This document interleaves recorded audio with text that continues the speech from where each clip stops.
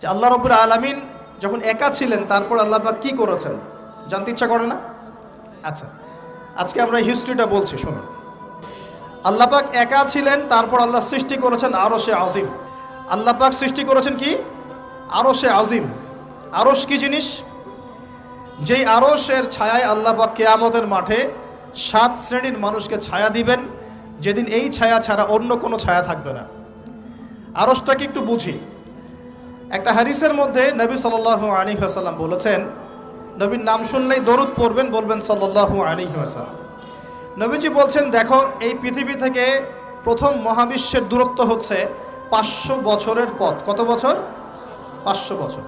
এভাবে দ্বিতীয় মহাকাশ থেকে তৃতীয় মহাকাশ দূরত্ব 500 বছরের পথ। এইভাবে প্রত্যেক আসমানের মধ্যে দূরত্ব হচ্ছে কত বছরের পথ? 500। সপ্তম আসমানের উপরে আছে সিদরাতুল মুনতাহা। কি আছে? এটা একটা কুল গাছ, বড়ই গাছ। নাসা আবিষ্কার করতে পেরেছে, অতএব বিশ্ববাসী বিশ্বাস করবে না। নাসা যদি কালকে বলে হ্যাঁ পাওয়া গেছে সিদরাতুল মুনতাহা, তাহলে বিশ্ববাসী বিশ্বাস করবে। একটা শিরকি দর্শন চলছে, কুফরি দর্শন। ও যখন বলবে হ্যাঁ, তখন সবাই বলে হ্যাঁ, যখন তারা বলে না, সবাই বলে না। আল্লাহ পাকের ওহীর জ্ঞানের কোনো মূল্য নাই সবার কাছে, ইল্লা মাশাআল্লাহ। সিদরাতুল মুনতাহার উপরে আছে কুরসি। কি আছে? কুরসি। আল্লাহ পাকের কুরসি, যেটা আপনি আয়াতুল কুরসির মধ্যে পড়েন, ওয়াসিআ কুরসিয়ুহুস সামাওয়াতি ওয়াল আরদ, মানে আল্লাহ পাকের কুরসিটা আসমান জমিনকে ঘিরে রেখেছে। আর বলে রাখি যে প্রত্যেক ফরজ নামাজের পর যে আয়াতুল কুরসি পড়ে, জান্নাতে যাওয়ার জন্য তার একটাই বাধা, মৃত্যু। মৌত হয়ে গেলে জান্নাতে চলে যাবে ইনশাআল্লাহ। একটা হাদিস আসছে, রাত্রেবেলা ঘুমানোর সময় কেউ যদি আয়াতুল কুরসি পড়ে, সারা রাত আল্লাহর পক্ষ থেকে একজন ফেরেশতা তাকে পাহারা দিবে ইনশাআল্লাহ। এই ফেরেশতা তো দেখা যায় না, দেখা যায়? তো কয়দিন পর যদি বলে যে যা দেখা যায় না তা বিশ্বাস করা যাবে না, আসলে কিন্তু এপিস্টেমোলজি তাদের এটাই, যা দেখে না তা বিশ্বাস করে না। পশ্চিমারা কি ফেরেশতায় বিশ্বাস করে? কেন করে না? এটা তো একটা প্রশ্ন, উত্তরটা আমি বলছি আপনাদেরকে। কারণ তাদের জ্ঞান তত্ত্ব হচ্ছে যা চোখে দেখি না, যা পরীক্ষা নিরীক্ষা পর্যবেক্ষণে আসে না, তার কোনো অস্তিত্ব নাই। এটা ওদের ফিলোসফি অফ এডুকেশন, শিক্ষা দর্শন। এটাকে আমরা ফিলোসফির ভাষায় বলি এপিস্টেমোলজি বা জ্ঞান তত্ত্ব। জ্ঞান তত্ত্ব টিচার যারা আছেন তারা বুঝবেন, তাদের জ্ঞান তত্ত্ব এমন। আর আমাদের জ্ঞান তত্ত্ব উল্টা, টোটালি ডিফারেন্ট। আমরা কি বলি? আমরা বলি ওয়াকুলিল হাক্কু মির রাব্বিকুম, সত্য আল্লাহর পক্ষ থেকে আসে। আমরা বলি যে অদৃশ্যে বিশ্বাস না করা পর্যন্ত কেউ মুমিনই হতে পারবে না। ইমানের কয় পিলার? ইমানের কয় পিলার? 6 পিলার। আমানতু বিল্লাহি, আল্লাহর প্রতি বিশ্বাস করলাম, ওয়া মালাইকাতিহি, তার ফেরেশতাগণের প্রতি, ওয়া কুতুবিহি, আল্লাহ পাকের আসমানি কিতাব সমূহের প্রতি, ওয়া রুসুলিহি, আল্লাহ পাকের রাসূলগণের প্রতি, ওয়াল ইয়াউমিল আখির, পরকালের প্রতি, ওয়াল কদরি খায়রিহি ওয়া শাররি, তাকদীর বা ভাগ্যের ভালো মন্দের প্রতি। এই 6টার একটাও কি চোখে দেখা যায়? আল্লাহকে দেখেছেন? ফেরেশতা দেখেছেন? আমাদের নবীকেও কি দেখেছেন? শুধু কোরআনটা আপনি চোখের সামনে দেখছেন, আর কিচ্ছু আপনি দেখছেন না। পরকাল দেখেছেন? তাকদীর ভাগ্য দেখেছেন? কিচ্ছু দেখি নাই। এই 6টা পিলারে বিশ্বাস না করতে পারলে কেউ মুমিন হতে পারবে না। পারবে? আলিফ লাম মিম যালিকাল কিতাবু লা রাইবা ফি হুদাল লিল মুত্তাকিন। কারা মুত্তাকি? আল্লাযীনা ইউমিনুনা বিল গায়বি। এই যে 6টা গায়েবে যারা বিশ্বাস করে, এরা হলো মুমিন, মুত্তাকি।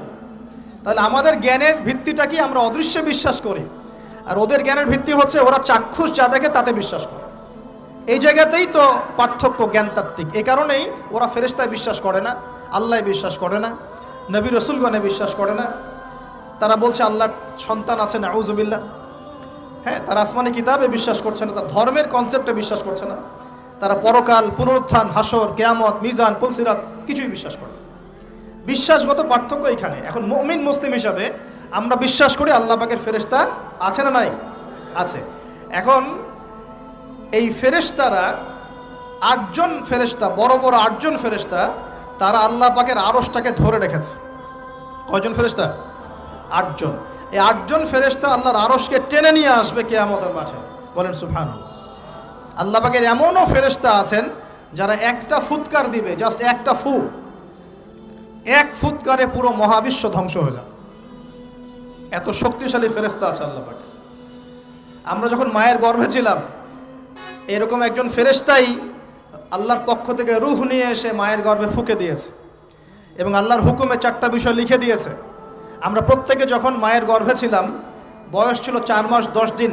আমরা তো সব ভুলে গেছি এখন এগুলো, মাত্র 4 মাস 10 দিন। এখন শরীরে শক্তি আছে তো, এই জন্য শৈশব বাল্যকাল সব ভুলে গেছি। আবার একদিন শরীরে শক্তি থাকবে না, তখন আবার আল্লাহ আল্লাহ করা শুরু করবে। 2 দিন ডায়রিয়া হলেই আল্লাহ আল্লাহ শুরু হয়ে যায়। যখন মানুষ সুস্থ থাকে আল্লাহর বিরুদ্ধাচারণ করে, আল্লাহ বলতে কেউ নাই। ঠিক আছে? তো ওই ফেরেশতা লিখে দিয়েছেন 4টা জিনিস আল্লাহর পক্ষ থেকে। 1, সেই ব্যক্তির হায়াত কতটুকু হবে। 2, দুনিয়াতে রিজিক পাবে, কি কি রিজিক পাবে। 3 নাম্বার, তার কাজগুলো কি কি হবে, দুনিয়ায় কি কি কাজ করবে সে। আর 4 নাম্বার, তার সৌভাগ্য, সে সৌভাগ্যবান হবে না দুর্ভাগ্যবান হবে, মানে জান্নাতি হবে না জাহান্নামী হবে। এটা লিখে দেওয়া হয়ে গেছে। এখন এরকম 8 জন বড় বড় ফেরেশতা আল্লাহর আরশটাকে ধরে রেখেছে। আর আমরা বলছি কুরসির কথা। এই কুরসি আসমান জমিনকে ঘিরে আছে। আর আয়াতুল কুরসি যে ব্যক্তি তেলাওয়াত করবে ইনশাআল্লাহ তাআলা, আল্লাহর পক্ষ থেকে একজন ফেরেশতা তাকে সারা রাত পাহারা দিবে ইনশাআল্লাহ। কে অপরকে আল্লাহর জন্য মহব্বত করে। বয়ফ্রেন্ড গার্লফ্রেন্ড ট্রেডিশন বলা হচ্ছে না, বয়ফ্রেন্ড গার্লফ্রেন্ডের হারাম জেনার ভালোবাসা বলা হচ্ছে না। কি বলা হচ্ছে? দিনের জন্যে, আল্লাহর জন্যে দুজন পরস্পরকে ভালোবাসে, আল্লাহর জন্যেই বিচ্ছেদ ঘটে। 5 নাম্বার, সেই ব্যক্তি যাকে, যুবক ভাই শোনেন ভালো করে, সেই ব্যক্তি যাকে কোনো সুন্দরী নারী জেনার জন্যে ডাকে। সুন্দরী উচ্চ বংশের কোনো মেয়ে নিজেই জেনা করার জন্য ডাকে, কিন্তু যুবক বলে আমি আল্লাহকে ভয় করি, ইন্নী আখাফুল্লাহ, আমি আল্লাহকে ভয় করি। এরকম যুবক আছে এখনো বাকি সমাজে? এখন তো ইচ্ছা করেই মানুষ জেনা করে। এখন তো জেনা এত সহজ, মানুষ 1000, 1500, 2000 টাকা দিয়ে জেনা করতে পারে। এই সমাজে জেনা সহজ, বিয়ে হয়েছে কঠিন। এই সমাজে জেনাটা সহজ হয়ে গেছে, বিয়েটা কঠিন হয়ে গেছে। এই জন্য বিয়ের ঝামেলা অনেকে যেতে চায় না। জেনা করেই তো আমি যা উদ্ধার করার করছি। বিয়ে করলে খাওয়াতে হবে, নিজের পায়ে দাঁড়াতে হবে, এই লাগবে সেই লাগবে, সুবহানাল্লাহ। কিন্তু প্রিয় ভাই মনে রাখবেন, যদি আপনি জেনা থেকে বেঁচে থাকতে পারেন, আল্লাহ পাক আপনাকে সাক্ষাৎ মৃত্যুর হাত থেকেও বাঁচাতে পারেন। এটা আমি এমনি এমনি বলি নাই, আমি দলিল দিচ্ছি। জেনা এমন একটা পাপ, যেই পাপ থেকে যদি কোনো যুবক নিজেকে বাঁচাতে পারে, আল্লাহ পাক তাকে সাক্ষাৎ মৌতের হাত থেকেও বাঁচাতে পারবে ইনশাআল্লাহ। কিভাবে? 3 বন্ধু যাচ্ছে রাস্তা দিয়ে, হঠাৎ করে ঝড়, বন্ধু 3 জন ঢুকে গেল গুহার মধ্যে। কিসের মধ্যে? গুহায়, যে পাহাড়ি এলাকায় আপনারা থাকেন যারা, গুহার মধ্যে। হঠাৎ করে পাহাড়ের পাথর দিয়ে গুহার মুখটা বন্ধ হয়ে গেল। এখন খোলার কোনো অপশন নাই। সবাই বলছে এখন 3 জন, এখন তো আমরা বের হতে পারবো না। সবাই সবার নেক আমলের ওসিলা দিয়ে আল্লাহর কাছে দোয়া করো। কিসের ওসিলা দিয়ে? নেক আমলের ওসিলা দিয়ে দোয়া করতে হয়। যে হাদিস, মৃত মানুষকে ওসিলা করে তার জন্যে নজর মানত জবাই করে দোয়া করতে হয় না, নিজের নেক আমলের ওসিলা দিয়ে আল্লাহর কাছে দোয়া করতে হয়। আল্লাহ পাক এখন দোয়া শুনলেন। একজন বলছে আমি আমার পিতা মাতাকে খুব খেদমত করতাম, তাদেরকে দুধ পান না করে দুধ পান করাতাম না, নিজেও করতাম না, ছেলেদেরকে করাতাম না। আল্লাহ এই কাজটা তোমার ভালো লাগলে আজকে গুহার মুখ থেকে পাথর সরিয়ে দাও। পাথর একটু সরে গেল। পাথর আল্লাহর কথা শোনে কিনা? শোনে না? সবাই আল্লাহর কথা শোনে। আগুন আল্লাহর কথা শোনে কিনা? ইব্রাহিমের জন্য আগুন ঠান্ডা হয়ে যায় নাই? আচ্ছা, তারপরে আরেকজন দোয়া করছে, আল্লাহ আমার এক কর্মচারী ছিল, তার বেতন বাকি ছিল, সে বেতন না নিয়ে চলে গেছে, আমি সেই বেতনটা দিয়ে কিছু গবাদি পশু কিনেছি। আস্তে আস্তে গবাদি পশু বেড়েছে, অনেক দিন পর সে এসেছে টাকা চাওয়ার জন্য। তা আমি বলেছি সবই তোমার, সব নিয়ে চলে যাও। সে বলেছে আপনি কি ফাইজলামি করতেছেন আমার সাথে? আমার টাকা আমাকে দেন। বলছে না, তোমার টাকা দিয়ে আমি এটা কিনেছিলাম, আজকে বংশবৃদ্ধি হয়েছে, সব তোমার, নিয়ে যাও। সে নিয়ে গেল। সে বলছে আল্লাহ এই কাজ যদি তোমার সন্তুষ্টির জন্য করে থাকি, আজকে আমাকে বাঁচাও। পাথর একটু সরে গেল। এবার তৃতীয় ব্যক্তি, এই ছেলে বলছে, যুবক ছেলে, আল্লাহ আমার একজন চাচাতো বোন ছিল। কে ছিল? এই যে বয়ফ্রেন্ড গার্লফ্রেন্ড, খালাতো বোন, চাচাতো বোন, এখন তো বিচ্ছিরি অবস্থা। এখন এমন একটা অবস্থা, পশ্চিমা সভ্যতার রিপোর্টগুলো পড়ে দেখি, ভাইও বোনের সাথে জেনা করে। ওদের ওখানে নিজের আপন পিতার দ্বারাও মেয়ে সেক্সুয়াল হ্যারাসমেন্টের শিকার হয়। ওরা আমাদেরকে শেখায় এখন ভালো কোনটা মন্দ কোনটা। আর আমরাও আমাদের মাথাটা কবে যে বিক্রি করে দিলাম, ওদের কাছ থেকে ভালো মন্দ শিখতে হচ্ছে। কোরআন সুন্নাহ বাদ দিয়ে ওদের কাছ থেকে ভালো মন্দ শিখতে হচ্ছে। তো চাচাতো বোনকে সে খুব ভালোবাসতো। তাকে সে পেতে চাইতো, মানে তার সাথে সেক্সুয়াল সম্পর্ক করতে চাইতো। আমাকে 1000 বা 100 স্বর্ণ মুদ্রা দিতে পারো, দিনার, তাহলে আমি তোমার সাথে সেক্স করব, মানে জেনা করব, নাউজুবিল্লাহ। তো সেই ছেলে অনেক কষ্ট করে এই টাকাগুলো বা এই দিনারগুলো অর্জন করে, কামাই করে, দিনরাত পরিশ্রম করে, ঠিক আপনারা যেমন করছেন আর। তো এরপর সে তার স্বর্ণ মুদ্রা দেয়, দিয়ে বলে যে এখন আমাকে আমার কাজ করতে দাও। তখন সেই মেয়ে রাজি হয়। ঠিক যে মুহূর্তে তারা সেক্সুয়াল সম্পর্কটা করবে, ঠিক ওই মুহূর্তেই এই মেয়ে বলে ওঠে, হে আল্লাহর বান্দা, আল্লাহকে ভয় করো। আমি সারা জীবন আমার সতীত্বকে ধরে রেখেছি, কাউকে দেইনি, আমি কারোর সাথে এরকম অন্যায় করি নাই, আমি খারাপ মেয়ে নই, তুমি আমার ইজ্জতটা নষ্ট করো না। কে বলছে কথা? মেয়ে। ওই অবস্থা থেকে কি একটা ছেলের উঠে আসা সম্ভব? এটা কি এতটাই সহজ? এটা কিন্তু সহজ না। সত্যি কথা বলতে এই বিষয়টা কিন্তু এতটাও সহজ না। যারা অবিবাহিত তারা হয়তো বুঝতে পারবে না, বিবাহিতরা বুঝতে পারছে। তো ওই অবস্থা থেকে সেই টাকাগুলো না নিয়ে সেই স্বর্ণমুদ্রা মেয়েকে দিয়ে ওখান থেকে সেই ছেলে উঠে আসে আল্লাহর ভয়ে। সে এখন গুহার মধ্যে আটকা পড়েছে, আল্লাহকে বলছে, আল্লাহ ওই দিন ওই কাজ যদি তোমার সন্তুষ্টির জন্য করে থাকি, আজকে আমাকে মৃত্যুর হাত থেকে বাঁচাও। সমস্ত পাথর ধপধপ করে সরে গেল গুহার মুখ থেকে। এটা কিন্তু কোনো গাল গল্প না, এটা বানু ইসরায়েলের ঘটনা, সত্য ঘটনা। এই হাদিস থেকে আমি আপনাকে দলিল দিচ্ছি যে যদি জেনার মতো পাপ থেকে আমি সরে আসতে পারি, সাক্ষাৎ মৌত থেকে আল্লাহ বাঁচাতে পারে। প্রিয় ভাই, সেই যুবক আরশের ছায়া ছায়া পাবে যে তার যৌবনকালটাকে আল্লাহর পথে কাটিয়েছে, এবং যাকে কোনো সুন্দরী মেয়ে জেনার জন্য আহ্বান করে, সে বলে আমি আল্লাহকে ভয় করি। আমরা তওবা করি, আমরা কোনো প্রকার জেনার পাপে যাব না ইনশাআল্লাহ। যদি হারাম কোনো সম্পর্ক থেকে থাকে, আজকেই এই নাম্বার ডিলিট করে ফেলতে হবে। আল্লাহ পাক তৌফিক দান। ডিলিট করার আগে আবার ফোন করে বলেন না যে আজকে থেকে আর কথা বলবো না, তাহলে এই কথা আর কোনোদিন শেষ হবে না। একবারই বন্ধ, ডিসকানেক্টেড। কার জন্যে? আল্লাহর জন্যে। এবং এটা করার পরে আল্লাহকে বলতে হবে, আল্লাহ শুধু তোমার ভয়ে এবং তোমার সন্তুষ্টি পাওয়ার জন্যে আমি জেনা থেকে বেরিয়ে আসলাম। আল্লাহ তুমি আমাকে হেদায়েত দাও, ঈমান দাও, আমল দাও, এবং তোমার রাস্তায় আমাকে বেহিসাব রিজিক দাও, এবং নেককার কুমারী, নেককার প্রেমময়ী, তাকওয়াবান, মুত্তাকি একজন স্ত্রী আল্লাহ তুমি আমাকে দান করো। ইনশাআল্লাহ আল্লাহ পাক আপনাকে দান করো, আল্লাহ পাক দান করো। আল্লাহ পাকের জমিন প্রশস্ত, আল্লাহর হাত প্রশস্ত। আল্লাহর হাতকে সংকীর্ণ মনে করবেন না, আল্লাহর জমিনকে সংকীর্ণ মনে করবেন না। আল্লাহ পাক যাকে ইচ্ছা বেহিসাব রিজিক দিতে পারে ইনশাআল্লাহ। আল্লাহ পাক আমাদের সবাইকে বেহিসাব রিজিক দান করুন বলি আমিন। আর কে? আর সেই ব্যক্তি যে এত গোপনে দান করে, যার বাহাত জানে না ডান হাত কি দান করেছে, যার বাহাত জানে না ডান হাত কি দান করেছে। আমাদের মতো নয় যে 10,000 টাকা দান করলে সবাইকে না জানানো পর্যন্ত ঘুম হচ্ছে না, এমন নয়। দান এমন গোপনে করে যে তার বাহাত জানে না ডান হাত কি দান করছে। আল্লাহ পাক আমাদের সবাইকে গোপনে দান করার তৌফিক দেন। এর মানে এই না যে প্রকাশ্যে দান করা যায় না, প্রকাশ্যেও দান করা যায়। অন্যকে উৎসাহিত করার জন্যে প্রকাশ্যেও দান করা যায়, কিন্তু গোপন দান আল্লাহর কাছে অনেক বেশি পছন্দের। আর 7 নাম্বার সেই ব্যক্তি যে নীরবে নিভৃতে গোপনে আল্লাহর কথা স্মরণ করে কাঁদে এবং তার চোখ দিয়ে অশ্রু প্রবাহিত হয়। এই 7 শ্রেণীর মানুষকে আল্লাহ পাক কিয়ামতের মাঠে আরশের ছায়ায় ছায়া দিবে ইনশাআল্লাহ। আমরা কি পেতে চাই? আল্লাহ পাক এই আরশ সবার আগে সৃষ্টি করেছেন। তারপর কি সৃষ্টি করেছেন? কলম। কি? কলম। কলম সৃষ্টি করে আল্লাহ পাক বলেছেন উকতুব, লিখো। কলম বলছে মাযা আকতুব, আমি কি লিখবো? আল্লাহ বলছেন কিয়ামত পর্যন্ত যা হবে সব লিখো। লাউহে মাহফুজে কলম লেখা শুরু করেছে, কিয়ামত পর্যন্ত যা হবে সব লেখা হয়ে গেছে অলরেডি। অতএব রিজিক নিয়ে আপনার টেনশন করার কোনো দরকার নাই, যা লেখা হয়েছে পাবেন ইনশাআল্লাহ। যদি হালাল পথে চান হালাল পথে পাবেন, হারাম পথে চাইলে হারাম পথে পাবেন।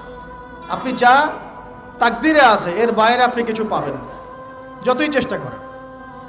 আল্লাহ পাক আমাদের সবাইকে তাকদির নিয়ে সন্তুষ্ট থাকার তৌফিক দান করুন। এই তো প্রথম বিশ্বযুদ্ধে কত মানুষ মারা গেছে? 3 থেকে 4 কোটি। 3 থেকে 4 কোটি। নবী সাল্লাল্লাহু আলাইহি ওয়াসাল্লাম এবং সাহাবীরা যত যুদ্ধ করেছেন ইসলামের জন্য, সবগুলো যুদ্ধের পরিসংখ্যান মিলালে 10,000 মানুষও মারা যায় নাই, 10,000ও না। আর তোমাদের শুধু প্রথম বিশ্বযুদ্ধেই 3 থেকে 4 কোটি মানুষ মারা গেছে। সেকেন্ড ওয়ার্ল্ড ওয়ারে মারা গেছে 7 থেকে 8 কোটি মানুষ। ভিয়েতনাম যুদ্ধে এরকম প্রায় 4 থেকে 5 লক্ষ, আরও বেশি হতে পারে। চায়নায়, রাশিয়ায়, আপনার ইতালিতে যে বড় বড় রেভলিউশনগুলো হয়েছে, দেখবেন লক্ষ লক্ষ মানুষ মারা গেছে, লক্ষ লক্ষ। এই যে শুরু হয়েছে ইউক্রেন রাশিয়া, এই যুদ্ধ এত তাড়াতাড়ি থামবে না, এই যুদ্ধ এত দ্রুত বন্ধ হবে না, এটা কন্টিনিউয়াসলি চলতে থাকবে। ওদের প্ল্যান ছিল সিরিয়াকে নিয়ে, সিরিয়াকে কেন্দ্র করে তার একটা মালহামা চেয়েছিল, গ্রেট ওয়ার, বিশ্বযুদ্ধ। ওটা হয়নি, আলহামদুলিল্লাহ হয় নাই, আলহামদুলিল্লাহ হয়নি। এখন নতুন পরিকল্পনা হচ্ছে এই যে ইউক্রেন রাশিয়া ইস্যু নিয়ে সারা ওয়ার্ল্ডে একটা ফেতনা সৃষ্টি করে। অলরেডি তারা ফেতনা সৃষ্টি করেই ফেলেছে, গ্যাসের দাম বেড়ে গেছে, তেলের দাম বেড়ে গেছে, এক্সপোর্ট ইম্পোর্ট কলাপস করছে, অনেক সমস্যা হচ্ছে। এবং এটাকে জিয়ে রাখা হচ্ছে অস্ত্র দিয়ে, প্রযুক্তি দিয়ে, হ্যাঁ, ট্যাঙ্ক দিয়ে, সমরাস্ত্র দিয়ে ওরা জিয়ে রাখছে যুদ্ধটাকে, যে চলুক, কন্টিনিউয়াসলি চলতে থাক। কারণ তাদের উদ্দেশ্য হচ্ছে পুরো বিশ্বে একটা ম্যাসাকার যুদ্ধ লাগানো। এটা আস্তে আস্তে আপনারা বুঝতে পারবেন, আমাকে কিছুই বলতে হবে না, আস্তে আস্তে আপনারা এমনি বুঝতে পারবেন। সারা বিশ্বে একটা গ্রেট ওয়ার হতে পারে, যেটাকে মিলিটারি অ্যাফেয়ার্স যারা বুঝেন তারা বলেন যে নিউক্লিয়ার ওয়ার বা পারমাণবিক যুদ্ধের কথা বলেন। এটা কিন্তু আমাদের দরজায় দাঁড়িয়ে আছে। আমরা দোয়া করি এমনটা না হোক, কিন্তু হতে পারে। আমরা দোয়া করি এমনটা না হোক, কিন্তু হতে পারে। হলে কি হবে সেই চিন্তা আমাদের করতে হবে। তো যারা বলে ইসলাম তরবারির জোরে ছড়িয়েছে, তাদের এইসব কথা বলার কোনো অধিকার নাই, এতে লজ্জা করা উচিত। কারণ শুধু ফার্স্ট ওয়ার্ল্ড ওয়ারেই 3 থেকে 4 কোটি মানুষকে তারা মেরে ফেলেছে। আল্লাহ পাক কি বলছেন? আল্লাহ পাক বলছেন, ইন্নী আ'লামু মা লা তা'লামুন, আমি যা জানি তোমরা তা জানো না। মানে আমার অনেক শুকরগুজার বান্দা থাকবে যারা আমার আনুগত্য করবে, আমার বিরুদ্ধাচরণ করবে না। আমরা ওই বান্দাদের অন্তর্ভুক্ত হতে চাই, আল্লাহ পাক কবুল করুন বলিয়া। এটা বলে রাখি যে জান্নাতের 120টা কাতার হবে। কয় কাতার? 120 কাতার। এর মধ্যে 80টা কাতার হবে উম্মতে মুহাম্মাদের মধ্য থেকে, আলহামদুলিল্লাহ। এবার আল্লাহ পাক আদম আলাইহিস সালামকে সৃষ্টি করলেন নিজ হাতে। সূরা সাদের মধ্যে আল্লাহ পাক বলেছেন, খালাকতু বিয়াদাই, আমি নিজ হাতে ওকে সৃষ্টি করেছি। আল্লাহর হাত কেমন সেটা ব্যাখ্যা করার দরকার নাই, এগুলো নিয়ে চিন্তা করতে যাবেন না। আল্লাহ পাকের মতোই, কারোর সাথে সাদৃশ্যপূর্ণ নন। আল্লাহ পাক এবার আদম আলাইহিস সালামকে সৃষ্টি করে নাম শিক্ষা দিলেন। ওয়াল্লামা আদামাল আসমাআ কুল্লাহা, এই মহাবিশ্বের যত জ্ঞান আল্লাহ পাক আদম আলাইহিস সালামকে শিক্ষা দিলেন। বলেন সুবহানাল্লাহ। এখান থেকে দলিল পেলাম আমাদের পিতা বানর থেকে হয় নাই, আমাদের পিতাকে আল্লাহ পাক সৃষ্টি করেছেন। আমাদের পিতাকে কে সৃষ্টি করেছেন? আল্লাহ রাব্বুল আলামিন। তাও আবার নিজ হাতে, মানে কি? ভালোবাসা দিয়ে, ভালোবেসে, মহব্বতের সাথে। এই খলাকতু বিয়াদাই, আমি নিজ হাতে সৃষ্টি করেছি, এই কথা মানুষ ছাড়া, আদম আলাইহিস সালাম ছাড়া অন্য কারো জন্য আল্লাহ পাক বলেন নাই। অন্য সবার জন্য আল্লাহ পাক বলেছেন, ইযা আরাদা শাইআন আইয়াকুল লাহু কুন ফায়াকুন। যখন আল্লাহ পাক কিছু করতে চান খালি বলেন কুন, হও, ফায়াকুন, হয়ে যায়। ওখানে আল্লাহ পাক বলেন নাই সাগর সৃষ্টি করেছে হাত দিয়ে, এই গ্রহ নক্ষত্র সৃষ্টি করেছে আমার হাত দিয়ে। আল্লাহ পাক এমনটা বলেন নাই। আদম আলাইহিস সালামকে আল্লাহ পাক কত মহব্বত করেন, আল্লাহ পাক বলছেন যে আমি তাকে আমার নিজ হাতে সৃষ্টি করেছি। আর আজকে তোমরা শেখাচ্ছ মানুষকে, আস্তাগফিরুল্লাহ, যে মানুষ বানর থেকে হয়ে যায়। কত বড় কুফরি, কত বড় শিরক, কত বড় লজ্জা। নিজের সম্মান মানুষ নিজেভাবে নষ্ট করতে পারে, নিজের সম্মান নিজে নষ্ট করতে পারে। আমাদেরকে আল্লাহ সৃষ্টি করেছেন আদম আলাইহিস সালাম থেকে। তারপরে যান, শুধু সৃষ্টি করেন নাই, আল্লাহ পাক সমস্ত নাম শিক্ষা দিয়েছেন। নাম মানে এখানে শুধু নাম, মঙ্গল, নেপচুন, প্লুটো এগুলো না। নাম মানে হচ্ছে জ্ঞান। নাম মানে কি? জ্ঞান। একটা এক্সাম্পল দেই, যখন আপনি বাচ্চাকে বলেন যে A for Apple, A for কি? অ্যাপল যে শিখাচ্ছেন, অ্যাপল বলতে কিন্তু সে শুধুমাত্র একটা ওয়ার্ড শিখে না, ও কিন্তু শিখে অ্যাপল মানে একটা এমন কিছু যেটা খেতে হয়। কি করতে হয়? খেতে হয়। যখন আপনি শেখান এ ফর অ্যান্ট, ও বুঝতে পারে অ্যান্ট হচ্ছে একটা সৃষ্টি, এটা চলাচল করে, কালো কালো দেখতে, ও কিন্তু মাথার মধ্যে ওটা ছবি এঁকে নেয়। তো এটা নাম মানে শুধু নাম না, জ্ঞান। আল্লাহ পাক আদম আলাইহিস সালামকে সমস্ত জ্ঞান শিক্ষা দিলেন। আল্লামাল ইনসান মা লাম ইয়ালাম, আল্লাহ বলছেন আমি মানুষকে সেই জ্ঞান শিক্ষা দিয়েছি যা মানুষ জানতো না। মানে আমরা সৃষ্টিগতভাবে জ্ঞানী ছিলাম না, আল্লাহ পাক জ্ঞান শিক্ষা দিয়েছেন। কোন জ্ঞান শিক্ষা দিয়েছেন? যে জ্ঞান ফেরেশতাদেরও ছিল না। বলেন সুবহানাল্লাহ। আল্লাহ পাক জ্ঞান শিক্ষা দিয়ে ফেরেশতাদের সামনে নিয়ে গিয়ে বলছেন, তোমরা এই নামগুলো বলো দেখি। ফেরেশতারা বলছেন, লা ইলমা লানা ইল্লা মা আল্লামতানা, আল্লাহ আমাদের তো সেই জ্ঞান নাই, যা আপনি শিখিয়েছেন অতটুকুই জানি, এর বেশি জানি না। এবার আল্লাহ পাক বলছেন, ইয়া আদম আম্বিহুম বিআসমাইহিম, আদম তুমি সব নাম বলে দাও দেখি। আদম আলাইহিস সালাম সমস্ত নাম ধর করে সব বলে দিলেন। আমাদের পিতা জ্ঞানী ছিলেন না, ছিলেন না? আল্লাহ পাক নিজে তাকে জ্ঞান শিক্ষা দিয়েছে। আর আমরা বলছি মানুষ আস্তাগফিরুল্লাহ অন্য প্রাণী থেকে আসছে। সুবহানাল্লাহ, কত অদূরদর্শী মানুষেরা, কত সুদূর প্রসারী একটা কুফরি মতবাদ।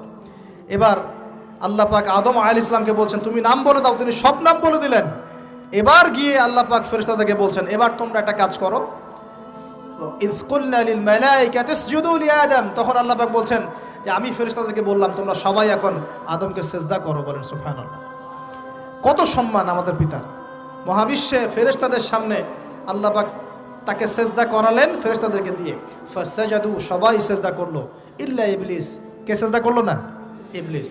এখানে একটা বিষয় মনে রাখেন, আমাদের পিতাকে কিসের কারণে সম্মানিত করা হয়েছে? শারীরিক গঠন, চেহারার সৌন্দর্য, টাকা পয়সা, রিজিক, কোনটার কারণে? এইটাই মনে রাখবেন। মুসলিম উম্মাহ যদি আজকে সারা বিশ্বের নেতৃত্ব দিতে চায়, সবাইকে জ্ঞানী হতে হবে, জ্ঞানের বিপ্লব ঘটাতে হবে। বলেন সুবহানাল্লাহ, বলেন আমিন। এই জ্ঞানের বিপ্লব ঘটাতে পারলে ইনশাআল্লাহ মুসলিম উম্মাহ আবার সেই জায়গায় যাবে যেখান থেকে আমরা এসেছি। জ্ঞান ছাড়া আমরা কিচ্ছু করতে পারবো না। আর এই জ্ঞান মানে শুধু একমুখী শিক্ষা নয়, জেনারেল শিক্ষা, ইসলামিক শিক্ষা, এই দুইটাকে হারমোনিয়াসলি কম্বাইন্ড করতে হবে, করে এমন জ্ঞান অর্জন করতে হবে যেই জ্ঞান দিয়ে বিশ্বকে আমরা চ্যালেঞ্জ করতে পারি। এটাই এই বিশ্বের সবচেয়ে বড় চ্যালেঞ্জ এখন, মুসলিমদের সবচেয়ে বড় চ্যালেঞ্জ এখন এটাই, ইসলামিক শিক্ষা এবং জেনারেল শিক্ষাকে একত্রিত করে এমন প্রজন্ম তৈরি করা যে প্রজন্ম আগামী দিনে উম্মাকে নেতৃত্ব দেবে ইনশাআল্লাহ। এই একটা কাজ যদি কেউ করে যেতে পারে, আল্লাহ পাক তৌফিক দেখ, আমরা দোয়া করে আল্লাহ পাক এমন নেতা আমাদের উপরে নিয়ে আসুক যারা এরকম প্রজেক্ট লঞ্চ করতে পারে। বলেন আমিন। দোয়া করতে কোনো সমস্যা? অথবা যদি কেউ হাল না ধরে, আল্লাহ পাক যেন এমন কিছু মানুষ তৈরি করে দেন যারা এই জ্ঞানতাত্ত্বিক বিপ্লব নিয়ে কাজ করবে ইনশাআল্লাহ। এটা সবচেয়ে ইম্পর্টেন্ট কাজ এখন, না হলে আজকে থেকে 20-30 বছর পরে এই প্রজন্মকে আপনি আর খুঁজে পাবেন না। দেখবেন এমন প্রজন্ম চলে আসছে যারা বলবে আল্লাহর সাথে আমাদের কোনো সম্পর্ক নাই, নামাজ পড়বে না, রোজা রাখবে না, যাকাত দিবে না, আল্লাহকে চিনবে না। দেখে নিয়েন, আমরা দোয়া করি এমনটা না হোক, কিন্তু যদি আমরা হাল ছেড়ে দিই এখন এমনটাই হবে সামনে। এটা খিদিরের দৃষ্টিভঙ্গি দিয়ে আপনাদেরকে বললাম, জ্ঞানতাত্ত্বিক রেভলিউশন দরকার। যদি কেউ কোনো উদ্যোগ না গ্রহণ করে, অ্যাটলিস্ট বাসায় পারিবারিকভাবে হলেও আপনাকে শেখাতে হবে সন্তানকে, কোনো অপশন নাই। এবার ফাসাজাদু, সবাই সিজদা করেছে, ইল্লা ইবলিস, ইবলিস করে নাই। কেন করছে না? ইবলিসের সমস্যাটা কি? ইবলিসকে আল্লাহ পাক জিজ্ঞাসা করছেন, আল্লাহ পাক জিজ্ঞাসা করছেন মা মানাআকা আল্লা তাসজুদা ইযা আমারতুক, আমি তোমাকে আদেশ করলাম আদমকে সিজদা করতে, কে তোমাকে নিষেধ করলো সিজদা করতে? ইবলিস বলছে, বেশি চালাক, বেশি বোঝে যারা, অতিরিক্ত বুদ্ধিজীবী। ইবলিস ছিল বেশি বুদ্ধিজীবী। ইবলিস ছিল কি? অতিরিক্ত মাত্রার বুদ্ধিজীবী। আছে না আমাদের সমাজের এরকম কিছু মানুষ? ও বলছে খালাকতানি মিন নার, আমাকে সৃষ্টি করেছেন আগুন দিয়ে, আগুন তো সুপিরিয়র মাটির চাইতে। ও খালাকতাহু মিন তিন, আর আপনি এই আদমকে সৃষ্টি করেছেন মাটি থেকে, কাদা মাটি দিয়ে, আমি কেন আদমকে সিজদা করতে যাব? যুক্তি, অতি যুক্তিবাদী, অতি বুদ্ধি। আল্লাহ পাক বলছেন ফাখরুজ মিনহা ফাইন্নাকা রাজিম, এখান থেকে বের হয়ে যাও, তুমি অভিশপ্ত। ফাইন্না আলাইকা লা'নাতা ইলা ইয়াউমিদ্দিন, আমার আদেশ লঙ্ঘন করার কারণে কিয়ামত পর্যন্ত তোমার উপর লানত, অভিশাপ বর্ষিত।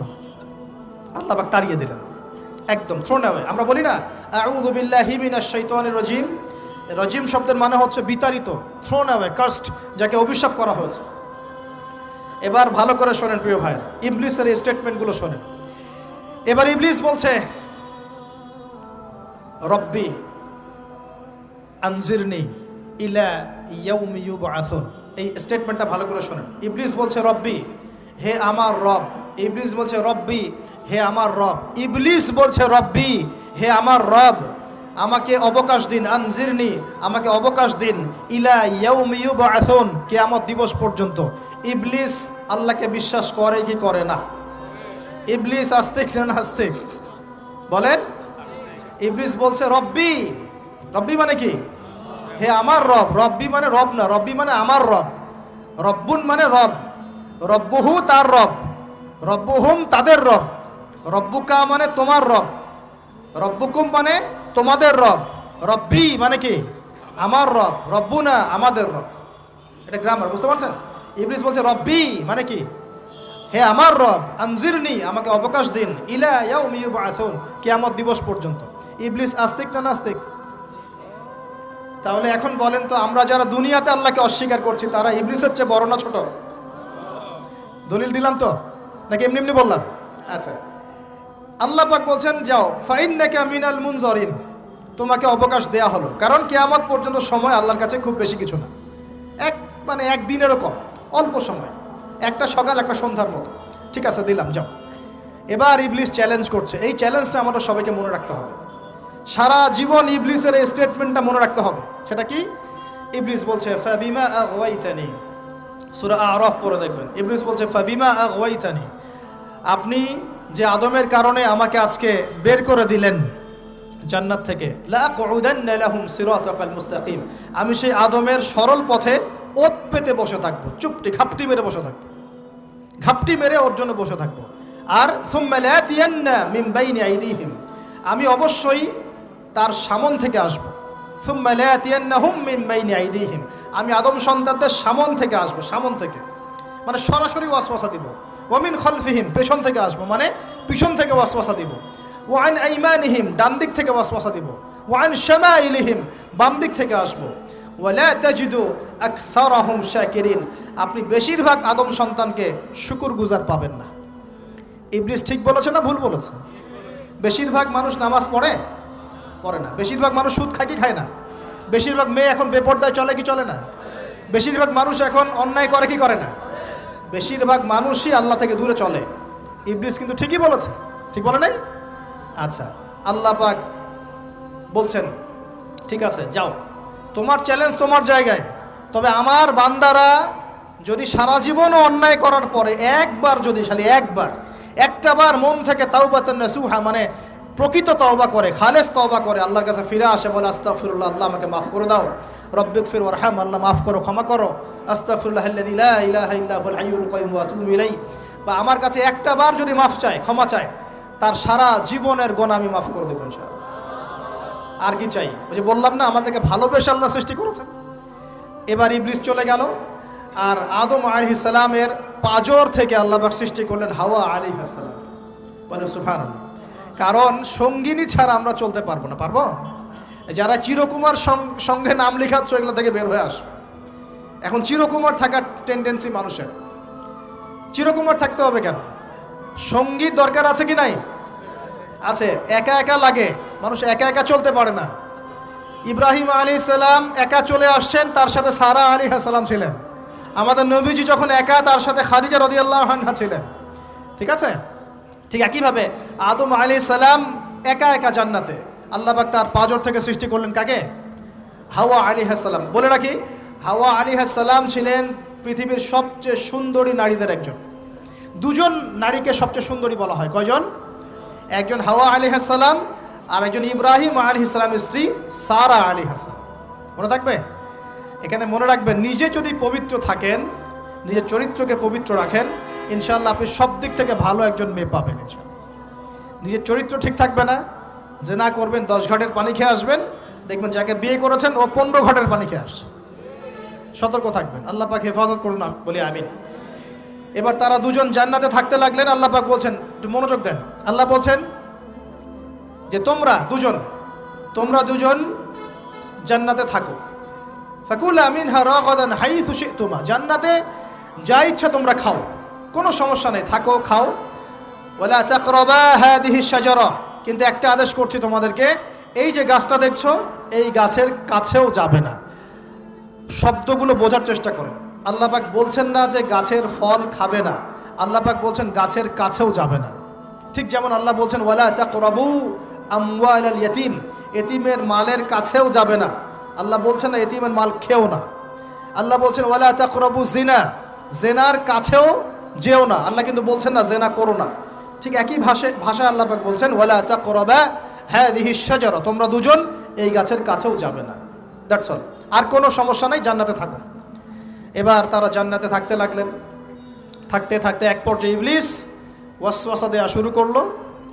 কি ওয়াসওয়াসা দিল যে আমাদের পিতা মাতা সেখানে চলে গেলেন? ভাবার বিষয় তো নাকি? কি এমন বলল ইবলিস যে তা আমাদের পিতা মাতা রিসিভড হয়ে গেলেন? এই কথাটা আছে সূরা তাহায়। কোন সূরা?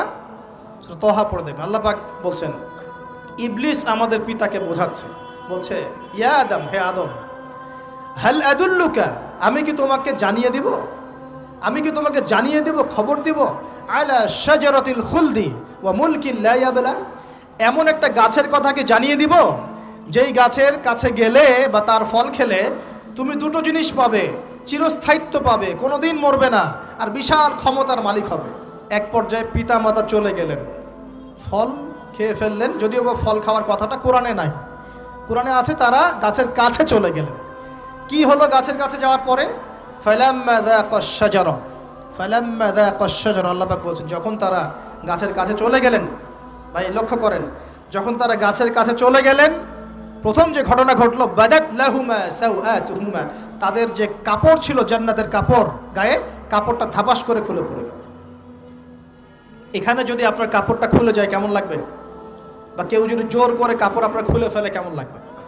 কেউ যদি 10 জন জোর করে ধরে আপনার কাপড় খুলে দেয় কেমন লাগবে? আপনি নিজের জীবনের চাইতে বেশি কাপড়টা ধরে রাখার দিকে মনোযোগী হবেন না? আমাদের পিতা মাতাকে শয়তান জান্নাতে ফেরেশতাদের সামনে নগ্ন করে দিল, কাপড় খুলে পড়ে গেল। তার মানে জান্নাতে আমাদের পিতা মাতাকে নগ্ন করেছে কে? ইবলিস।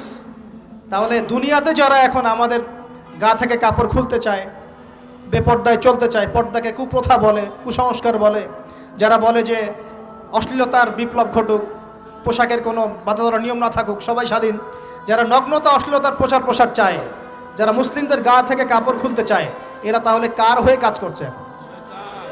যেই কাজ শয়তান করেছে জান্নাতে ওই কাজই তারা করছে এখন জমিনে। কথা কি প্রমাণ করতে পারলাম? প্রথম দুর্ঘটনা কোনটা? প্রথম দুর্ঘটনা এটা নয় যে তারা আল্লাহর হুকুম আহকাম ত্যাগ করেছেন, আল্লাহকে অস্বীকার করেছেন, কুফরি করেছেন, শিরিক করেছেন, এগুলো হয়নি। প্রথমে সর্বপ্রথম দুর্ঘটনা হয়েছে গা থেকে কাপড় খুলে পড়ে গেছে, তাও জান্নাতে সবার সামনে। এবার আমাদের পিতামাতার কি অবস্থা চিন্তা করেন, লজ্জাস্থান প্রকাশিত হয়ে গেছে। এবার তারা জান্নাতের গাছের পাতা ছিঁড়ে ছিঁড়ে ছিঁড়ে গা এই লজ্জাস্থান ঢাকা শুরু করলেন। এটা সূরা আরাফের মধ্যে আছে। এবার আল্লাহ পাক তাদেরকে বললেন, আলাম আকুল লাকুমা, আমি কি তোমাদের দুজনকে বলি নাই, ইন্নাশ শাইতানা লাকুমা আদুউম মুবিন, শয়তান তোমাদের স্পষ্ট শত্রু, আমি কি তোমাদেরকে বলি নাই? এবার আমাদের পিতামাতা দরদর করে চোখের পানি ফেলে দিয়ে আল্লাহকে বলছেন, রব্বানা যালামনা আনফুসানা ওয়া ইল্লাম তাগফির লানা ওয়া তারহামনা লানাকুনান্না মিনাল খাসিরিন। এই দোয়া করার পর আল্লাহ পাক তাদেরকে মাফ করে দিলেন, বলে সুবহানাল্লাহ। কিন্তু জান্নাতে আর থাকা হলো না, জান্নাতে আর থাকা হলো না। আমরা অনেকে মনে করি এই ঘটনার কারণে হয়তো আল্লাহ পাক তাদেরকে নামিয়ে দিয়েছেন, এই কথাও ঠিক না। কেন ঠিক না? কারণ আল্লাহ পাক দুনিয়া সৃষ্টি করেছেন আগে, আর আল্লাহ আগেই মানুষ সৃষ্টি করার আগেই আল্লাহ পাক বলেছেন দুনিয়াতে আমার খলিফা পাঠাবো। তার মানে দুনিয়াতে যে আদম আলাইহিস সালামকে পাঠানো হবে এটা আগে থেকেই লেখা ছিল। এবার নামিয়ে দিচ্ছেন আল্লাহ পাক, কুল নাহবিতু মিনহা জামিআ, তোমরা সবাই এখন নেমে যাও। কে কে নেমে যাও? আদম, হাওয়া, ইবলিস সব নেমে যাও। কোথায় নেমে যাও? দুনিয়াতে নেমে যাও। এই হাদিসটা কি জানেন? হাদিসটা শুনে রাখেন, এটা আখিরুজ জামান বা কিয়ামতের আলামত সংক্রান্ত হাদিসগুলোর মধ্যে পাবেন। আল্লাহর রাসূল সাল্লাল্লাহু আলাইহি ওয়াসাল্লাম বলেছেন, কিয়ামতের আগে আগে আমার উম্মতের মধ্যে, ভালো করে শোনেন, কিয়ামতের আগে আগে আমার উম্মতের মধ্যে একদল মানুষ বের হবে যারা মদ পানকে হালাল মনে করবে। কাকে? মদ পান করাকে হালাল মনে করবে। যারা বাদ্যযন্ত্র, গায়িকা, নায়িকা এগুলো নিয়ে নর্তকী নাচাবে রাতের বেলা, এগুলোকে হালাল মনে করবে। যারা অশ্লীলতা, বেহায়াপনাকে জায়েজ করে নিবে, ঠিক আছে, এরকম কয়েকটা পাপের কথা বলে নবীজি বলছেন একদিন সকালবেলা আল্লাহ পাক তাদেরকে ঘৃণিত বানরে পরিণত করবেন। এটা হবে সামনে, কখন কিভাবে হবে আল্লাহ ভালো জানেন। এবার আমি কনসেপ্টে চলে আসি। এই যে পৃথিবীতে নেমে আসলাম, তাহলে আমরা কোত্থেকে আসছি ভাই? আমরা কি পৃথিবীর অধিবাসী ছিলাম? আমরা জান্নাতে ছিলাম, ওখান থেকে আল্লাহ পাক পাঠিয়েছে। এবার পৃথিবীতে এসে আদম আলাইহিস সালামের যুগে খুব একটা দুর্ঘটনা ঘটে নাই, একটা ঘটেছে। কয়টা? একটা। ভাই হাবিলের কুরবানি কবুল হয়, কাবিলের অন্তর্দাহ হয়, জ্বালা হয়। কেন হাবিলেরটা কবুল হবে, কাবিলের কেন হচ্ছে না? এই হিংসার বশবর্তী হয়ে কাবিল হাবিলকে হত্যা করে ফেলে। হত্যা করে লাশটা দাফন করার পদ্ধতিও তার জানা ছিল না। আল্লাহ কাককে পাঠালেন, কাককে দেখে সে শিখল। প্রথম দুর্ঘটনা হচ্ছে হাবিল কাবিলের দুর্ঘটনা। বলে রাখি, আজকেও নিজের ভাইয়ের বেশে বহু কাবিল মুসলিম সমাজের মধ্যে ঘুরে বেড়ায়। নিজের ভাইয়ের লেবাসে পোশাকে সুরতেই বহু কাবিল এখনও কিন্তু মুসলিম সমাজে ঘুরে বেড়ায়। তো আমরা কাবিলদেরকে কাবিলের পরিণতি সম্পর্কে সচেতন করতে চাই। হাবিল বলেছিল, তুমি যদি আমাকে মারতে আসো আমি তোমাকে মারার জন্য হাত বাড়াবো না। হাবিল জান্নাতে যাবে আর কাবিল জাহান্নামে যাবে। কেন কাবিল জাহান্নামে যাবে? নবীজি বলেছেন, পৃথিবীর প্রথম হত্যাকাণ্ড সংগঠিত করেছে কাবিল। এ কারণে পৃথিবীতে যত খুন হবে সমস্ত খুনের পাপের একটা অংশ কাবিলের আমল নামায় যোগ করা হবে। বলেন নাউজুবিল্লাহ। একটা কথা মনে রাখবেন, সদকায়ে জারিয়া যেমন আছে, গুনাহে জারিয়াও আছে। একটা মদের দোকান দিয়েছেন, যত মানুষ মদ খাচ্ছে সমস্ত গুনার একটা অংশ আপনার কাঁধে আসছে। সিনেমা হল করেছেন, মানুষ সারাদিন নেকটা ছবি দেখে, নগ্ন ছবি দেখে, যত মানুষ এখানে পাপ করবে সমস্ত পাপের একটা অংশ আপনার কাঁধে যাবে। আবার একটা মাদ্রাসা করেছেন, যত মানুষ এখানে দ্বীনি ইলম শিখবে এই নেকির একটা অংশ আপনি পাবেন ইনশাআল্লাহ। মরে গেলেও কবরে পাবেন ইনশাআল্লাহ। আল্লাহ পাক আমাদের সবাইকে সদকায়ে জারিয়া করার তৌফিক দেন, গুনাহে জারিয়া থেকে বাঁচিয়ে রাখুন। খুব খেয়াল রাখবেন, আল্লাহ পাক আমাদের হেফাজত করুন বলি আমিন। এবার ওই যুগ শেষ, নূহ আলাইহিস সালামের যুগ। এই যুগে আল্লাহর একই সুন্নত। নূহ আলাইহিস সালাম 950 বছর দাওয়াত দিলেন, 40টা বা 80টা পরিবার ইসলাম কবুল করেছে, বাকিরা করে নাই। যারা করে নাই আল্লাহ পাক তাদেরকে ডুবিয়ে মারলেন, যারা করেছে আল্লাহ পাক উদ্ধার করলেন। সোজা কথা। আজকে সারা পৃথিবীতে যত মানুষ আমরা বেঁচে আছি না, আমরা কোনো না কোনোভাবে ওই 80 পরিবারের সদস্য। আমরা ভাই ভাই বা আমরা ওই ফ্যামিলি, 80 ফ্যামিলির অন্তর্ভুক্ত। কীরকম করে? নূহ আলাইহিস সালামের 4 সন্তান ছিল। কয় সন্তান? এক সন্তানের নাম হচ্ছে হাম। কি নাম? হাম। হাম ছিল একটু কালো বর্ণের। হামকে দিয়ে আফ্রিকার কন্টিনেন্টে যত মানুষ দেখছেন ব্ল্যাক স্কিনের, কালো স্কিন, এরা সবাই হামের বংশধর। মজা না বিষয়টা? মানুষের অস্তিত্ব পৃথিবীতে, ইতিহাস, এগুলো খুব ইন্টারেস্টিং টপিক। ইতিহাস পড়তে থাকলে আপনি ডুবে যাবেন। কত কি যে বিশ্ব হয়েছে আর কত কিছু হবে সামনে, সুবহানাল্লাহ। তখন আপনার অস্তিত্ব জানান দিবে যে আমি কত ক্ষুদ্র, মহাবিশ্ব কত বড়, আল্লাহ কত বড়, কত সময় চলে গেছে আর আমি এই সময় কি করছি। এক ভাইয়ের নাম শাম। এই শামকে কেন্দ্র করে এই আরবের যে মানুষগুলো আছে, আরব, অ্যারাবিয়ান, এরা শামের বংশধর। আরেক ভাইয়ের নাম ইয়াফাস। কি নাম? ইয়াফাস। ইয়াফাসের বংশধর হচ্ছে পশ্চিমারা, মানে রোমক যারা, তারা। আরেক ভাইয়ের নাম ছিল কেনান। কি নাম? কেনান। এ ইমান নিয়ে আসে নাই, ওই যে প্লাবনে ডুবে মরে গেছে। মরে যাওয়ার পরে আদম আলাইহিস সালাম বলেছিল, আল্লাহ আমার পরিবারের অন্তর্ভুক্তকে মাফ করে দাও। আল্লাহ বলেছেন, লাইসা মিন আহলিক, সে তোমার পরিবারের কেউ না। নবীর সন্তান হয়েও, নবীর সন্তান হওয়ার পরেও ইমান না আনার কারণে সে জাহান্নামে গেছে। আর আমরা আর কি এমন মানুষ, অমুক আলেমের সন্তান, অমুক বক্তার সন্তান, হ্যাঁ, অমুক পীরের নওয়াবজাদা, অমুক তমুক, এইসব বড়াই করে লাভ নাই। আমল, আকীদা, ঈমান যদি ঠিক না থাকে, আমাদের বংশ পরিচয় আমাদেরকে বাঁচাতে পারবে, আমাদের দেশ, জাতীয়তাবাদ, বর্ণ বাঁচাতে পারবে না। যার যার কবরে তাকে তাকে যেতে হবে। নিজের আমল নিয়ে ফিকির করেন, নিজের কবর নিয়ে ফিকির করেন, অন্যের দিকে চোখ দেওয়া বন্ধ করেন, আগে নিজের কবরের ফিকির করেন। আল্লাহ পাক সবাইকে তৌফিক এনায়েত করুন বলি। যারা বুদ্ধিমান তারা নিজেকে নিয়ে ব্যস্ত থাকে, যারা অহংকারী, উদ্ধত, এরা মানুষের পিছনে পড়ে থাকে। আল্লাহ পাক আমরা সবাইকে নিজের চেহারা আয়নায় দেখার তৌফিক দান করুন, আমিন। প্রিয় ভাইরা, নূহ আলাইহিস সালামের যুগ চলে গেল। 950 বছর দাওয়াত দেওয়ার পরে এই পরিণতি হয়েছে। এরপরে আসছে ইব্রাহিম আলাইহিস সালামের সময়। আল্লাহ পাক তাকে উদ্ধার করেছেন, অগ্নি পরীক্ষা থেকে বাঁচিয়েছেন, নমরুদকে আল্লাহ পাক ধ্বংস করেছেন। আল্লাহ পাক এরপরে এনেছেন আদ জাতি। আদ জাতির হুদ আলাইহিস সালাম এবং তার অনুসারীদেরকে আল্লাহ পাক বাঁচিয়েছেন, বাকিদেরকে ধ্বংস করে দিয়েছেন ঝড় দিয়ে, বায়ু প্রবাহ দিয়ে। সামুদ জাতি এসেছে, সামুদ জাতিকে আল্লাহ পাক ধ্বংস করেছেন বজ্রপাত দিয়ে, বিদ্যুৎ দিয়ে।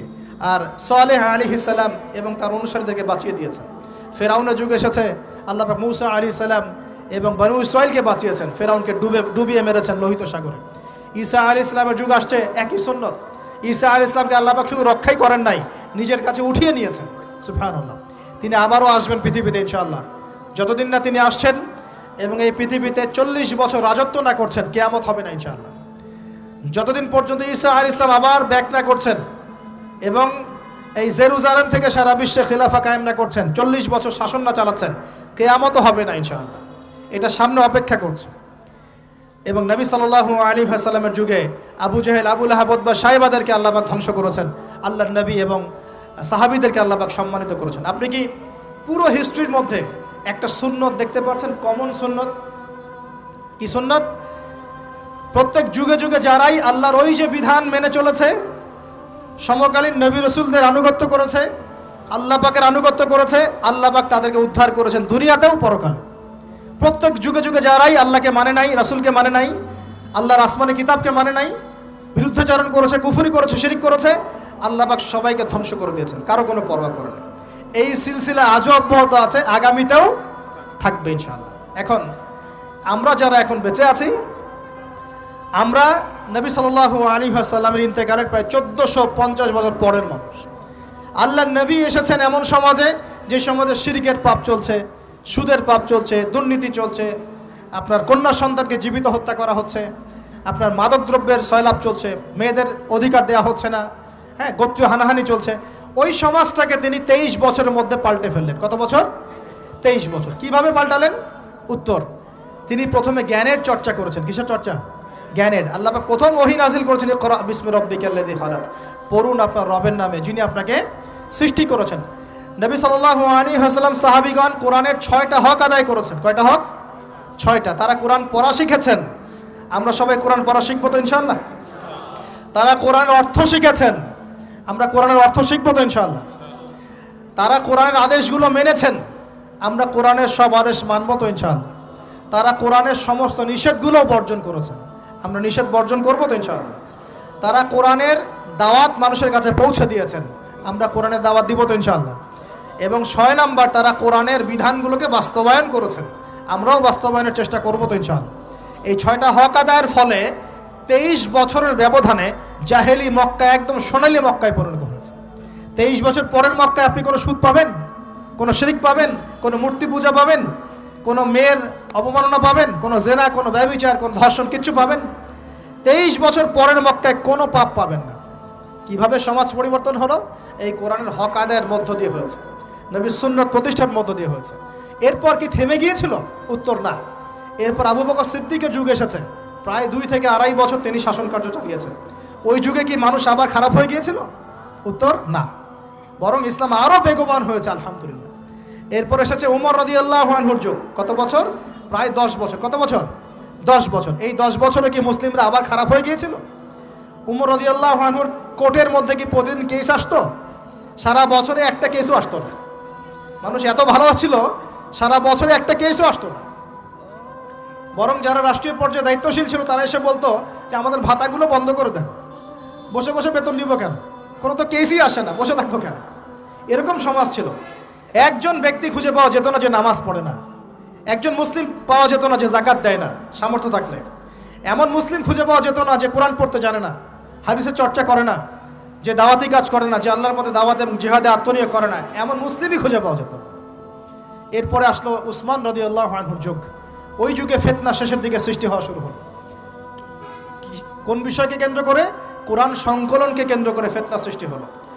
আতাতায়ীদের, বিদ্রোহীদের হাতে উসমান রাদিয়াল্লাহু আনহুকে নির্মমভাবে শাহাদাত বরণ করতে হয়েছে। তিনি প্রায় 12 বছর শাসন কার্য চালিয়েছেন। ইসলাম আরও এগিয়ে গেছে। এরপর এসেছে আলী রাদিয়াল্লাহু আনহুর যুগ। আলী রাদিয়াল্লাহু আনহুর খেলাফতে ওই উসমান রাদিয়াল্লাহু আনহুর ঘটনাকে কেন্দ্র করে, হত্যাকাণ্ডকে কেন্দ্র করে মুয়াবিয়া রাদিয়াল্লাহু আনহু এবং আলী রাদিয়াল্লাহু আনহুর মাঝখানে একটা ব্যাটল, একটা যুদ্ধ হয়ে গেছে। এর নাম হলো সিফফিনের যুদ্ধ। কিসের যুদ্ধ? সিফফিন। যাই হোক, এক পর্যায়ে আলী রাদিয়াল্লাহু আনহুকে এরকম বিদ্রোহীদের হাতে, খারেজিদের হাতে শহীদ হতে হয়। বলেন ইন্না লিল্লাহি ওয়া ইন্না ইলাইহি রাজিউন। তারপরে হাসান রাদিয়াল্লাহু আনহু অল্প কয়েকদিন শাসন কার্য চালান। তারপর উম্মার ঐক্যের খাতিরে তিনি তার শাসন কার্যের ভারটাকে মুয়াবিয়া রাদিয়াল্লাহু আনহুর হাতে সোপর্দ করে দেন, যা ছেড়ে দিলাম। মুয়াবিয়া রাদিয়াল্লাহু আনহুর সময় থেকে উমাইয়াদের শাসন শুরু হয়। উমাইয়ারা শাসন করেছে প্রায় 132 হিজরি পর্যন্ত। কত হিজরি? 132 হিজরি পর্যন্ত, প্রায় 92 ইয়ার্স, 90-92 বছর তারা শাসন করেছে। এ সময় ইসলাম আরও এগিয়ে গেছে, পিছিয়ে যায় নাই। ফিতনা এসেছে, দমন করা হয়েছে। মুসলিমরা বীর দর্পে বিশ্বের বুকে শাসন কার্য চালিয়েছে। এরপর এসেছে আব্বাসীয়দের খেলাফত। জাব নদীর যুদ্ধে উমাইয়াদের পরাজয়ের পরে আব্বাসীয়রা ক্ষমতায় আসে। তারাও ইসলামকে এগিয়ে নেওয়ার চেষ্টা করছিল, ইসলাম এগিয়ে যাচ্ছিল, জ্ঞান বিজ্ঞানের প্রসার হচ্ছিল। আলহামদুলিল্লাহ, ইসলাম পিছিয়ে যায় নাই, মুসলিমরা পিছিয়ে যায় নাই। সারা বিশ্বে দাপটের সাথে আমরা চলেছি। তারপর আস্তে আস্তে ওই আব্বাসীয়দের পতন শুরু হলো। কাদের হাতে? এই তাতারিদের হাতে, মঙ্গোলিয়ানদের হাতে। মাত্র 40 দিনের ব্যবধানে পুরো বাগদাদের মধ্যে প্রায় 20 থেকে 25 লক্ষ মানুষকে হত্যা করা হয়েছে। বাইতুল হিকমা ধ্বংস করে দেওয়া হয়েছে, লাইব্রেরি ধ্বংস করে দেওয়া হয়েছে, বইপত্রকে নদীতে ফেলে দেওয়া হয়েছে। তারা ছিল উগ্র জাতি। মঙ্গোলিয়ানদের নাম শোনে নাই? হালাকু খান নাম শুনেছেন? চেঙ্গিস খান, হালাকু খান নাম শোনে নাই? ওদের হাতে মুসলিমদের ব্যাপক দমন পীড়ন সহ্য করতে হয়েছে। এভাবে যুগে যুগে তারপর ক্রুসেডাররা আসছে, ক্রুসেড 1টা 2টা 3টা ক্রুসেড হচ্ছে। আস্তে আস্তে উসমানীয়দের রাইজিং হয়েছে, ফাতেমি খেলাফত এসেছে, মামলুকদের শাসন এসেছে, এদিকে মোগলরা শাসন করেছে, কর্ডোভার দিকে আব্দুর রহমান তারা শাসন করেছে। মানে এক কথায় সারা বিশ্বে মুসলিম শাসন ছিল। অটোমান এম্পায়ার 1923 এই সময়ের দিকে, 1914 থেকে 1923 এই সময় পর্যন্ত অটোমান এম্পায়াররাই বিশ্বে ছিল। তারপরে মুসলিমরা আস্তে আস্তে রাষ্ট্র ভাগ করে ফেলেছে, প্রত্যেক রাষ্ট্র টুকরা টুকরা হয়ে গেছে, ইউনিটি নষ্ট হয়ে গেছে, রাষ্ট্রের ভিতরে বিভিন্ন ফাসাদ তৈরি করে দেওয়া হয়েছে, মুসলিমদের ঐক্য ভেঙে গেছে, ইকোনমি দুর্বল হচ্ছে, সব মিলিয়ে আজকে মুসলিমদের আজকে এই অবস্থা হচ্ছে। আমাদের এখন যুবকরা চিনে না আল্লাহকে, নামাজ পড়তে মানুষ খুঁজে পাওয়া যাচ্ছে না, যাকাত দেওয়ার মানুষ পাওয়া যায় না, রমজান মাসে পার্ট টাইম রোজা রাখে, পার্ট টাইম তারাবি পড়ে, পার্ট টাইম জুমায় আসে, পার্ট টাইম ঈদে নামাজ পড়ে। প্রজন্ম আস্তে আস্তে এই জায়গায় চলে আসছে, আল্লাহকে চিনে না, রাসূলকে চিনে না, ইসলামের হিস্ট্রি জানে না, আমাদের শেকড় জানে না। এমনি এমনি হয়নি, লাস্ট 100 বছরে এই জায়গায় আমরা আসছি। লাস্ট 100 বছরের হিস্ট্রি ভালো করে পড়ে দেখবেন, বলার সময় নাই এখানে। লাস্ট 100 বছরের হিস্ট্রি পড়ে দেখবেন যে জায়গায় আমরা ছিলাম সেখান থেকে একদম তলানিতে নেমে চলে আসছি। এখন প্রশ্ন হচ্ছে, এই অবস্থায় কি চিরস্থায়ী থাকবো নাকি এখান থেকে আমরা সামনে যাব? সামনে যে এমনি এমনি যাওয়া হবে না এটা নিশ্চিত। সামনে যাওয়ার জন্য কিছু কাজ এবং ক্রাইটেরিয়া মেনটেন করতে হবে। আমরা জানি এরপরে আসবে ইমামুল মাহদির শাসন, তারপরে আসবে নবী ঈসা আলাইহিস সালামের শাসন, তারপরে দাজ্জালকে মেরে ফেলা হবে। আর দাজ্জালকে মেরে ফেলার আগে দাজ্জাল তার অনুসারীদেরকে নিয়ে বিশ্ব শাসন করবে 40 বছর। 40 বছর না, 40 দিন। 40 দিন। প্রথম দিন হবে 1 বছরের সমান, দ্বিতীয় দিন হচ্ছে 1 মাস, তৃতীয় দিন 1 সপ্তাহের সমান। তারপরে দিনগুলো আমাদের দিনের মতোই।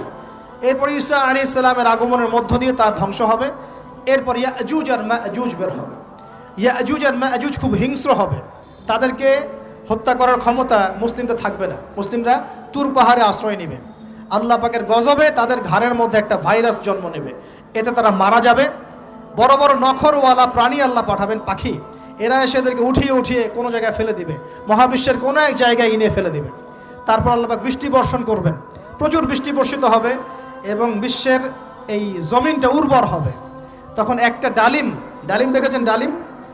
একটা ডালিম একটা পরিবার খাবে, একটা ডালিমের খোসার মধ্যে একটা পরিবার আশ্রয় নিতে পারবে, এত বড় বড় ফসল হবে। 40 বছর ঈসা আলাইহিস সালাম এই বিশ্বকে শাসন করবেন ন্যায়ের ভিত্তিতে, আদালতের ভিত্তিতে। ঘাটে মহিষে 1 ঘাটে পানি খাবে, বাঘে মহিষে 1 ঘাটে পানি খাবে, কেউ কার উপর জুলুম করবে না।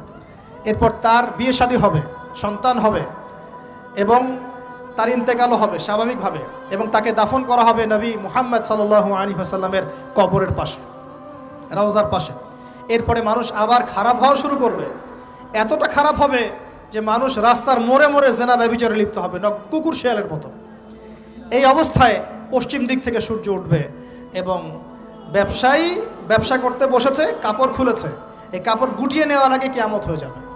একজন ব্যক্তি পানির বোতল খুলেছে, পানি মুখে দেওয়ার আগেই কিয়ামত হয়ে যাবে। একজন ব্যক্তি বাসা থেকে বের হয়েছে, বাসায় ফেরত যাওয়ার আগে কিয়ামত হয়ে যাবে। উঠকে পানি পান করানোর আগে কিয়ামত হয়ে যাবে। ওই সময় তওবার দরজা বন্ধ হয়ে যাবে। এই ইসরাফিল আলাইহিস সালাম সিংহায় ফুঁক দিয়ে দিবেন, মহাবিশ্ব ধ্বংস হয়ে যাবে। আল্লাহ পাক দ্বিতীয় ফুৎকারের মধ্য দিয়ে আবার সবাইকে উঠাবেন এবং এই দুনিয়ার জীবনে আমরা যে কাজগুলো করেছি এর হিসাব আমাদেরকে দিতে হবে। সেদিন যদি আমরা আল্লাহর কাছে প্রত্যেকটা কাজের হিসাব দিতে পারি, কোরআন সুন্নাহর উপর থাকতে পারি, আল্লাহর বিধিবিধান মেনে চলতে পারি, এই কারাগারের জীবনে আল্লাহর বিধান মেনে চলতে পারি, ইনশাআল্লাহ যেই জান্নাত থেকে আসছি আবার সেখানে ফিরে যাবো ইনশাআল্লাহ। আর যদি ওই দিন আমরা হিসাব দিতে ব্যর্থ হই, আল্লাহ না করুক, তাহলে ওই ইবলিসের সাথে, তার অনুসারীদের সাথে আমাদের সবাইকে জাহান্নামে থাকতে হবে বলে না। এভাবে হিস্ট্রি শুরু হয়েছে, হিস্ট্রি শেষ হবে। এই দুনিয়া চিরস্থায়ী হবে না, আর আমাদের অবস্থা এমন থাকবে না। এখন শেষ কথা হচ্ছে, এই অবস্থা থেকে উত্তরণের জন্য আমাদের কি করণীয় আছে? উত্তর, আমাদের প্রথম দরকার জ্ঞান চর্চা। কি দরকার ভাই? জ্ঞান চর্চা, প্রচুর জ্ঞান চর্চা প্রয়োজন। জ্ঞান নাই কিছুই করতে পারবো না। দ্বিতীয় কাজ হলো আমাদের সবার দরকার জানা অনুযায়ী আমল করা। জানা অনুযায়ী আমল করা, যে যত বেশি জানি আমল করার চেষ্টা করি, আল্লাহ পাক তৌফিক দান করুন। এরপর দরকার আদর্শ পরিবার গড়ে তোলা। পারিবারিক আদর্শ সুন্দর হলে পরে সমাজটা সুন্দর হবে ইনশাআল্লাহ। আল্লাহ পাক আমাদের সবাইকে আদর্শ পরিবার গড়ার তৌফিক দান করুন। দিনদার মেয়েকে বিয়ে করবেন, দিনদার ছেলেকে বিয়ে করবেন, অল্পে তুষ্ট থাকবেন, পরিবারের বিষয়ে সবর করবেন এবং সন্তান সন্ততিদেরকে মানুষ করে যাওয়ার চেষ্টা করবেন। এরপর দরকার আমাদের হালাল রিজিক।